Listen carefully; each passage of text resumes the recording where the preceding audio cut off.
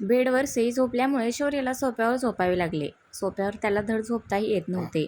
पण श्रुती ही गाढ झोपली होती, त्यामुळे त्याला तिला उठवायचे जीवावर आले होते. तो तसा सोफ्यावर जाऊन झोपला. तिथून त्याला श्रुतीचा चेहरा दिसत होता.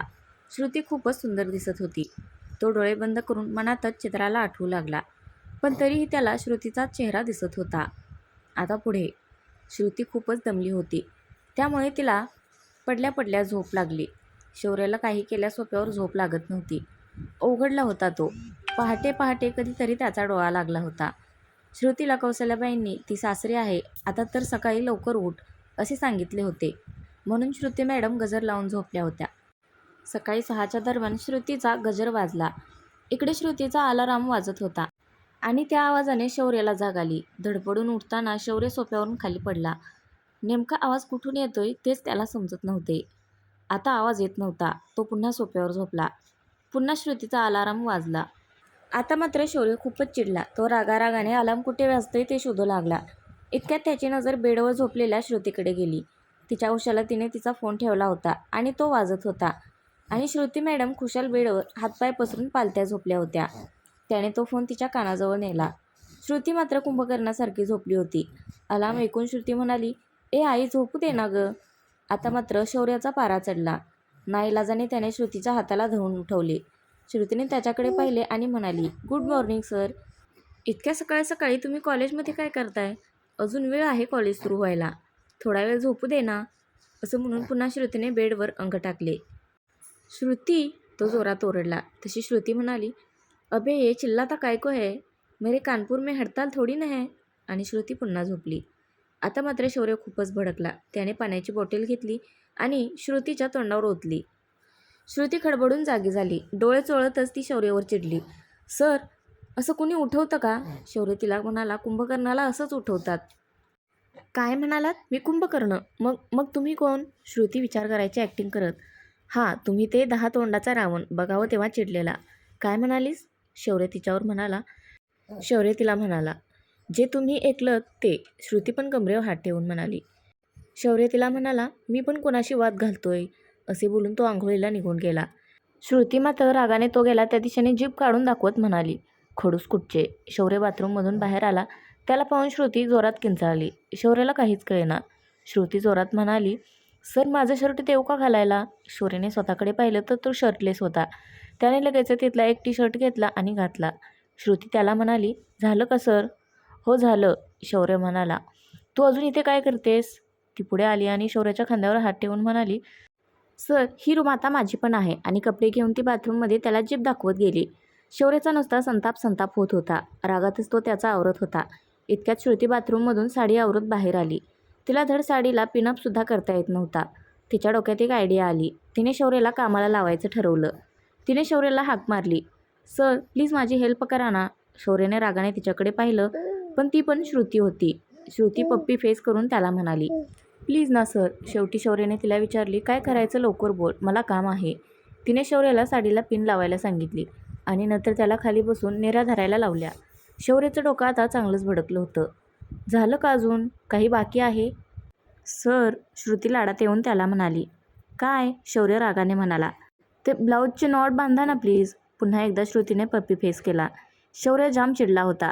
"ते तुझं तू बांध, मला नाही जमणार." शौर्य तिला म्हणाला. पण ऐकेल ती श्रुती कसली. "सर प्लीज ना, हात नाही पोचत माझा." रागाने पुन्हा शौर्य तिच्याकडे वळला. तिच्या ब्लाऊजची नॉट बांधताना शौर्याचे हात मात्र कापत होते. तिची गोरीपान मान, तिची गोरीपान पाठ, साडीतून दिसणारी तिची गोरीपान कंबर. शौर्याचं मन वेडावत होतं. ती मात्र बिनधास्त उभी होती. तिच्या ब्लाऊजची नॉट बांधून तो बाजूला होणार ते श्रुतीने त्याच्या गळ्यात तिचे दोन्ही हात टाकले आणि गोड हसत त्याला थँक्यू म्हणाली. श्रुतीच्या अशा वागण्याने शौर्य चांगलाच गोंधळला. पुन्हा तिने त्याचे दोन्ही गाल पकडले आणि म्हणाली, "तुम्ही खूप क्यूट आहात." तशीच पुढे गेली आणि दरवाजातून बाहेर जाताना त्याला एक फ्लाइंग किस देऊन बाहेर पळत निघून गेली. आता मात्र शौर्याच्या डोक्यात शिट्ट्या वाजल्या. ही पोरगी माझी नक्कीच वाट लावणार आहे. त्याआधी मला घटस्फोटाचं पाहिलं पाहिजे. ही अशीच जवळ आली तर शौर्य तुझं काही खरं नाही. शौर्य त्याचा आवरून खाली निघून आला. तो श्रुतीला शोधत होता. इतक्यात श्रुती त्याला कावेरीबाईंसोबत किचनमधून येताना दिसली. आज तिचा खऱ्या अर्थाने पहिला दिवस होता. श्रुतीने सगळ्यांसाठी खीर बनवली होती आणि ती स्वतः सगळ्यांना वाढत होती. आप्पासाहेब तर जाम खुश होते. शौर्य मात्र खीर खाऊ की नको त्याचा विचार करत होता. तर आप्पासाहेब त्याला म्हणाले, अरे खाऊन तर बघ ना, एक नंबर झाली आहे. श्रुती शौर्याच्या कानात हळूच म्हणाली, खा खा सर, एकदम छान आहे, काहीच प्रॉब्लेम नाही आहे. आता मात्र शौर्याची टरकली. शौर्य सगळ्यांकडे पाहत होता. सगळे खीर अगदी मजेत खात होते. पण मग श्रुती का असं म्हणाली त्याला काहीच कळेना.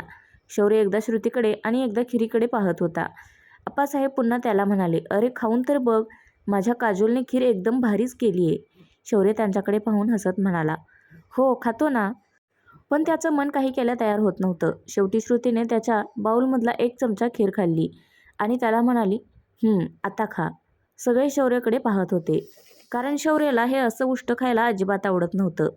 श्रुतीने खाल्ल्यानंतर शौर्याने खीर खाल्ली याचं सगळ्यांना आश्चर्य वाटलं. शौर्याच्याही थोड्या वेळाने ते लक्षात आलं. त्याची चिडचिडही होत होती आणि श्रुतीचा रागही येत होता, कारण एकमेव श्रुती होती जी प्रत्येक गोष्टीत त्याला मात देत होती. तो मनातच चरफडत होता की श्रुतीचं काय करायचं ते. त्यात अक्कासाहेबांनी उद्या सगळ्यांना देवदर्शनाला जायचं असं सांगितलं. अजून एक सोपस्कार. शौर्य जाम वैतागला होता. त्यात श्रुतीचा अल्लडपणा त्याला तिच्यापासून दूर नेण्याऐवजी तिच्याकडे खेचत होता. दुसऱ्या दिवशी सगळे कोटलिंग, जे की राज्याध्यक्षांचं जागृत देवस्थान होतं, तिथे दर्शनासाठी गेले. सकाळी सगळे लवकरच निघाले होते. मॅडमना लवकर उठायची सवय नसल्याने मॅडम पोहोचेपर्यंत पेंगत होत्या. गाडीत सतत तिचं डोकं शौर्याच्या खांद्यावर येत होतं आणि शौर्य तिला सरळ करत होता. त्याला तिचा खूप राग येत होता. पण श्रुती मॅडमने तर आता शौर्याच्या हाताला विळखा घातला आणि डोकं त्याच्या खांद्यावर ठेवून झोपली. तिच्या अशा सतत जवळ येण्याने शौर्य संतापत होता. पण शांत बसण्याखेरीज त्याच्याकडे दुसरा पर्याय नव्हता. 2-2.5 तासाच्या प्रवासानंतर ते सगळे त्यांच्या इच्छित देवस्थानच्या ठिकाणी पोहोचले. शौर्याने श्रुतीला उठवले. अजूनही मॅडमच्या डोळ्यावरची झोप काही गेली नव्हती. आप्पासाहेबांना काही देवदर्शनाला वर देवळात जाता येणार नव्हते. त्यामुळे सगळ्यांनी आधी चहा किंवा कोणाला नाश्ता करायचा असेल तर करून घ्या असे अक्कासाहेबांनी सांगितले. शौर्य आणि श्रुतीला मात्र देवदर्शन घेत नाहीत तोपर्यंत काही खायला द्यायचे नव्हते. त्यामुळे त्या दोघांनी फक्त थोडासा चहा घेतला.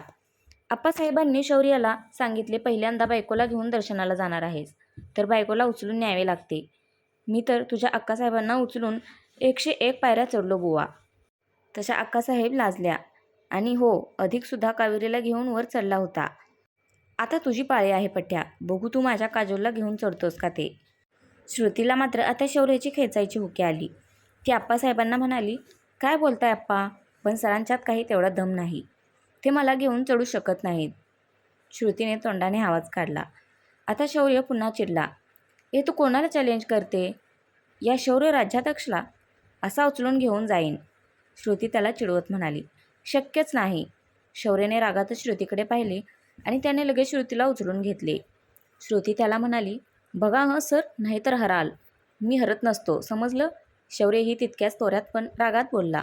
श्रुतीने त्याच्या गळ्यात हात गुंफले. शौर्य तिला घेऊन पायऱ्या चढू लागला. थोड्या पायऱ्या चढून वर गेल्यावर श्रुतीने त्याच्या चेहऱ्यावर हळूवार फुंकर मारली. झाली शौर्य बाबूची हवा टाईट झाली. श्रुती शांत राहा, तो श्रुतीला म्हणाला.